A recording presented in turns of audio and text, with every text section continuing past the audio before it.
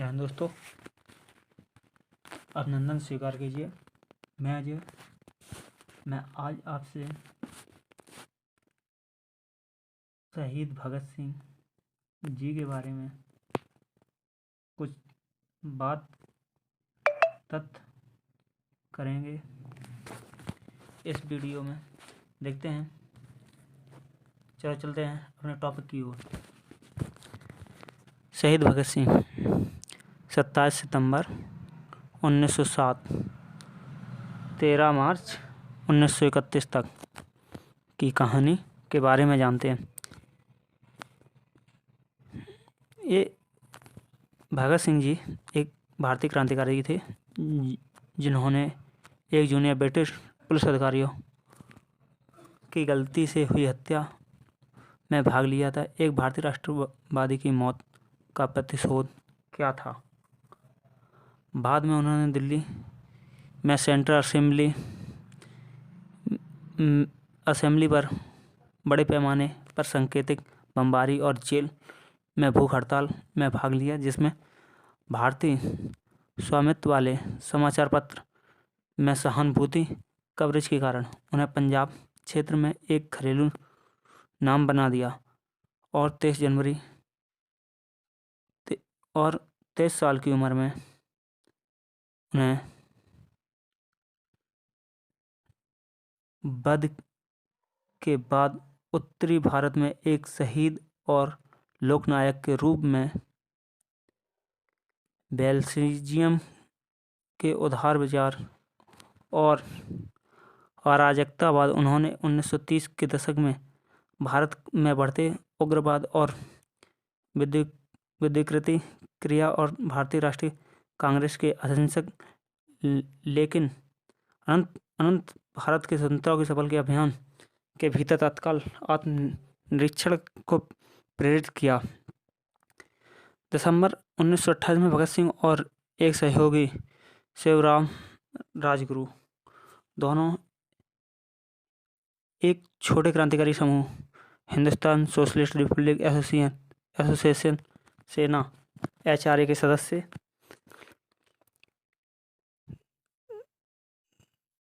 एक 21 वर्षीय British police अधिकारी जॉर्ज सार्डन को गोली मारकर हत्या कर दी।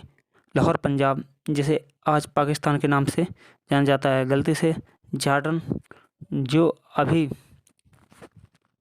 परिवीक्षा पर थे, जो ब्रिटिश वरिष्ठ पुलिस अधीक्षक जेम्स स्टोक्स समझ बैठे, जिनकी हत्या करने का उनका इरादा था। उन्होंने एक लोकप्रिय भारतीय राष्ट्रवादी नेता लाला लाजपत राय की मौत के लिए स्कॉट को जिम्मेदार ठहराया, जिन्होंने लाठीचार्ज का आदेश दिया था, जिसमें लाला लाजपत राय घायल हो गए थे और 2 हफ्ते बाद दिल का दौरा पड़ने से उनकी मृत्यु हो गई। सार्डन जैसे ही एक मोटरसाइकिल पर एक पुलिस स्टेशन से बाहर निकले, एक निशानेबाज राजगुरु द्वारा सड़क के उस पार से गोली चलाई। एक गोली से वह गिर गया। जब वह घायल अवस्था में पड़ा था तो भगत सिंह द्वारा उसे कई बार नजदीकी से गोली मारी गई। पोस्टमार्टम रिपोर्ट में 8 गोली के घाव दिखाई दिए। भगत सिंह एक अन्य सहयोगी चंद्रशेखर आजाद ने एक भारतीय पुलिस हेड कांस्टेबल चैतन्य सिंह को गोली मारकर हत्या कर दी, जिससे भगत सिंह और राजगुरु को भागने पर उनका पीछा करने का प्रयास कर रहा था। भाग जाने के बाद भगत सिंह और उनके सहयोगी ने सार्वजनिक रूप से लाला लाजपत राय का मौत का बदला लेने की घोषणा करने के लिए अनेक प्रयत्नों का इस्तेमाल किया। तैयार पोस्टर लगाए कि उन्होंने जेम्स स्टोक के बजाय जॉन सार्डन को अपने HS लक्ष्य के रूप में दिखाने के लिए बदल दिया। उसके बाद भगत सिंह कई महीनों तक फरार रहे और उस समय कोई दोष सिद्ध नहीं हुआ।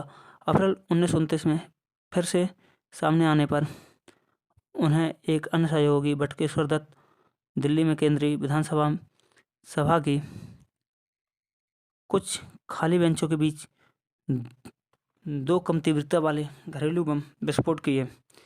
उन्होंने नीचे दी गई विधायकों के दर्जे से पर्चे बरसाए, नारेबाजी और अधिकारियों को उन्हें गिरफ्तार करने दिया। गिरफ्तारी के परिणाम प्रचार शॉर्ट जॉर्डन मामले में भगत सिंह की मिली भगत को प्रकाश में लाया। मुकदमे की प्रतीक्षा में भगत सिंह ने साथ ही प्रतिवादी जतिन दास के भूख हड़ताल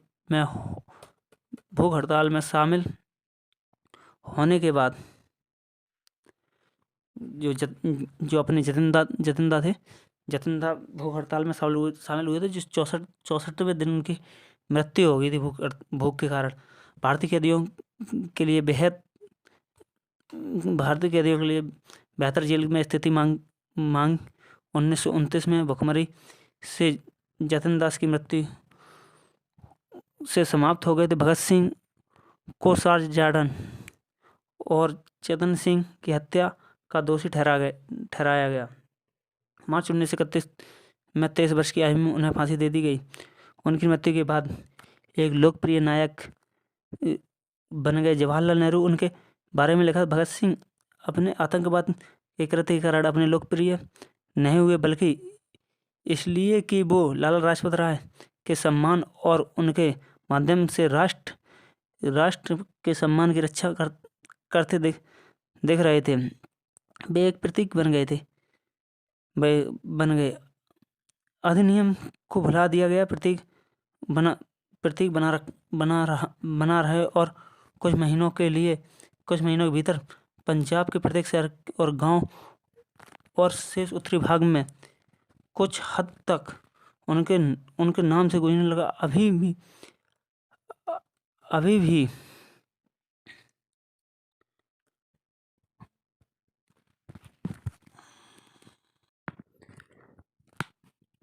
बात के वर्षों में वयस्कता में एक नास्तिक और सामाजिक भगत सिंह भारत में एक राजनीतिक स्पेक्ट्रम के बीच प्रशासकों को जीता, जिसमें दोनों शामिल थे, कम्युनिस्ट और दक्षिणपंथी हिंदू राष्ट्रवादी। हालांकि भगत सिंह के कई सहयोगी के साथ कई भारतीय उपनिवेश विदेश विरोधी क्रांतिकारी भी साहसिक कृत्यों में शामिल थे और उन्हें या तो मार डाला गया, हिंसक मौत हुई। लोकप्रिय कला और साहित्य में भगत सिंह के रूप में कुछ लोगों को शेर किया गया, जिन्हें कभी कभी संदर्भित किया जाता है शहीद-ए-आजम उर्दू और पंजाबी में महान शहीद के रूप में। अब भगत सिंह जी के बारे में एक बार प्रारंभिक जीवन के बारे में उनके जान लेते हैं। भगत सिंह जी का जन्म 1907 ईस्वी में पंजाब के लायरपुर जिले के बांगा गांव में हुआ था, जो तत्कालीन ब्रिटिश शासक था और आज पाकिस्तान का हिस्सा है। वह विद्यावती और उनके पति किशन सिंह सिंधु से पैदा हुए। 7 बच्चों और 4 बेटों और 3 बेटियों में दूसरे नंबर के भगत सिंह के पिता और उनके चाचा अजीत सिंह प्रगतिशील राजनीति में सक्रिय थे। उन्होंने 1907 में और नहर उपनिवेशीकरण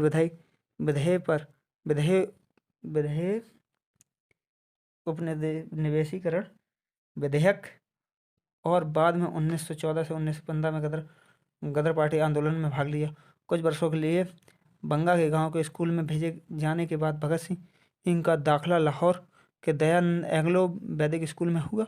1923 में वह लाहौर में नेशनल कॉलेज में शामिल हो गए, जिसकी स्थापना 2 साल पहले महात्मा गांधी जी के असहयोग आंदोलन के जवाब में लाला लाजपत राय ने की थी, जिससे भारतीय छात्रों ने ब्रिटिश भारत सरकार द्वारा अनुदानित स्कूलों और कॉलेजों को छोड़ने का आग्रह किया। पुलिस पुलिस युवकों पर भगत सिंह का प्रभाव से चिंतित हो गई और मई 1927 ईस्वी में उन्हें इस बहाने गिरफ्तार कर लिया कि वह अक्टूबर 1926 में लाहौर में हुई बमबारी में शामिल थे। गिरफ्तारी के बाद 5 सप्ताह बाद 60,000 रुपये का जुर्माना उन्होंने अमृतसर में प्रकाशित हुए हिंदी पंजाबी समाचार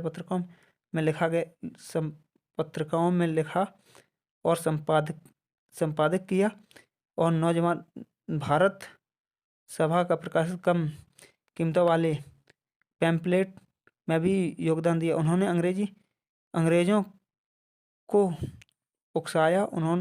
उन्होंने कीर्ति किसान पार्टी की पत्रिका कीर्ति के लिए संक्षेप वीर अर्जुन के लिए लिखा समाचार पत्र दिल्ली प्रकाशन उन्हें अक्सर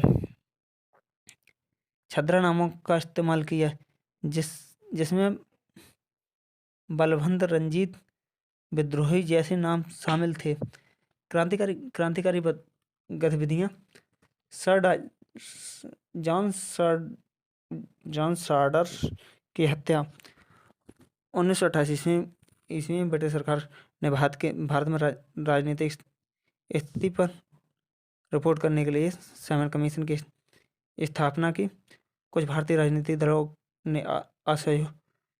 दलों के असहयोग का बहिष्कार किया, क्योंकि इसकी सदस्यता में कोई भारतीय नहीं था और देश भर में विरोध हुआ।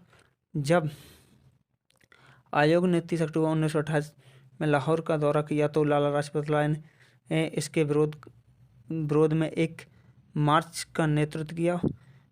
भारी भीड़ को तितर-बितर करने के लिए पुलिस के प्रयासों के परिणाम स्वरूप हिंसा हुई। पुलिस अधीक्षक जेम्स स्टॉक ने पुलिस के प्रदर्शनकारियों पर लाठीचार्ज करने का आदेश दिया और व्यक्तिगत रूप से लाला लाजपत राय पर हमला किया गया, जो घायल हो गए।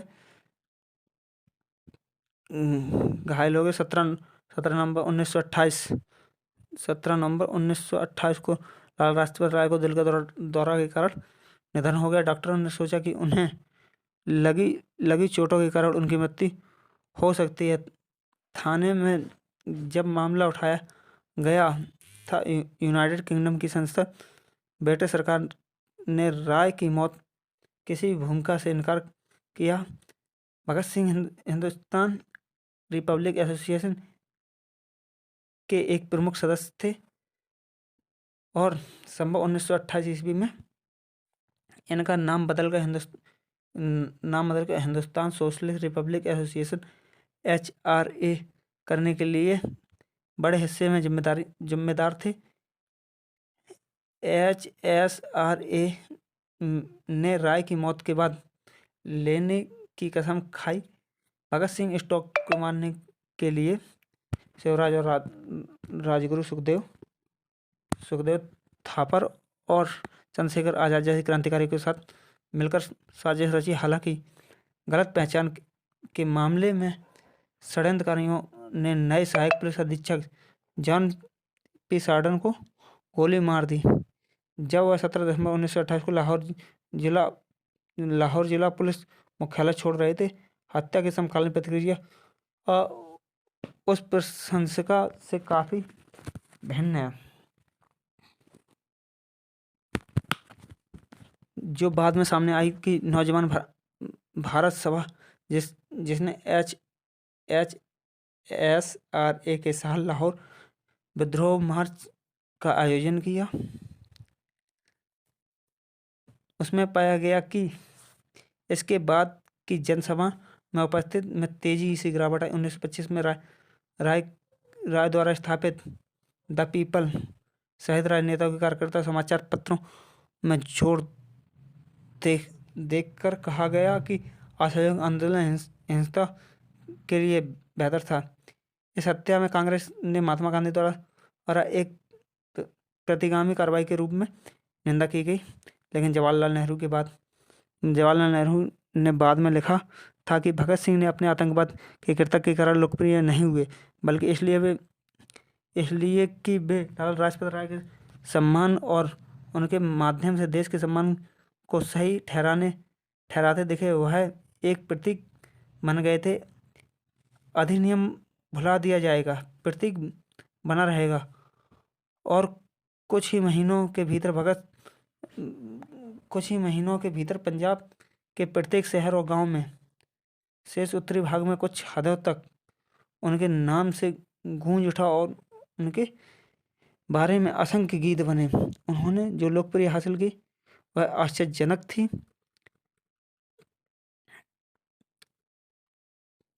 चैतन्य सिंह की हत्या साड़न के मरने के बाद एक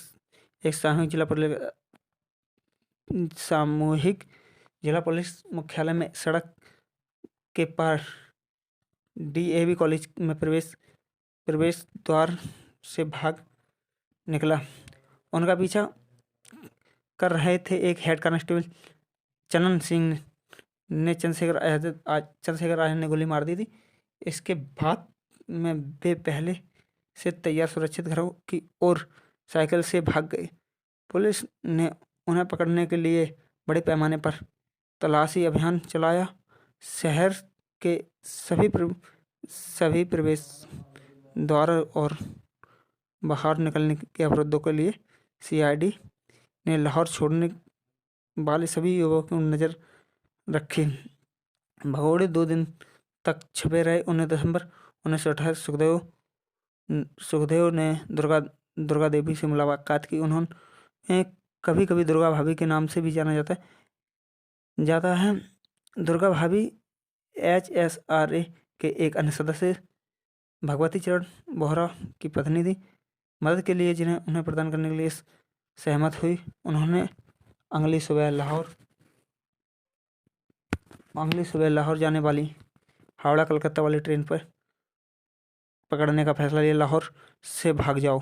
भगत सिंह और राजगुरु दोनों भरी हुई रिवॉल्वर लेकर अगले दिन घर से निकल लिए। पश्चिमी पोशाक पहने भगत सिंह अपने बाल कटवाकर, अपनी दाढ़ी मूछ मुड़वाकर और कटे हुए बालों पर टोपी लगा ली और देवी ने सोते हुए बच्चे को लेकर भगत सिंह और देवी एक युवा जोड़े के रूप में गुजरे, जबकि राजगुरु ने उनके नौकर के रूप में उनका सामान ढोया। स्टेशन पर टिकट खरीदते समय भगत सिंह ने अपनी पहचान छुपाने में कामयाबी हासिल की और 3 कानपुर जाने वाली ट्रेन पर सवार हो गए। वहां से लखनऊ के लिए एक ट्रेन में सवार हुए। हालांकि हावड़ा रेलवे स्टेशन पर CID आमतौर पर लाहौर से सीधी ट्रेन यात्रियों की जांच करती थी। लखनऊ में राजगुरु ने अगल से बनारस के लिए रवाना हुए, जबकि भगत सिंह और दुर्गा देवी भाभी और सुसु हावड़ा चले गए। कुछ दिनों बाद भगत सिंह लाहौर लौट आए।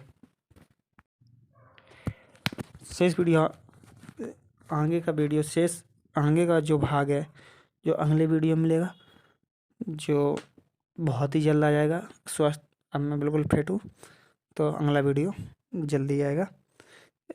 आप चैनल पर नए हो तो लाइक, सब्सक्राइब, शेयर करना ना भूलें। ये अपना और अपने छोटे भाई का है आपके। धन्यवाद। जय हिंद।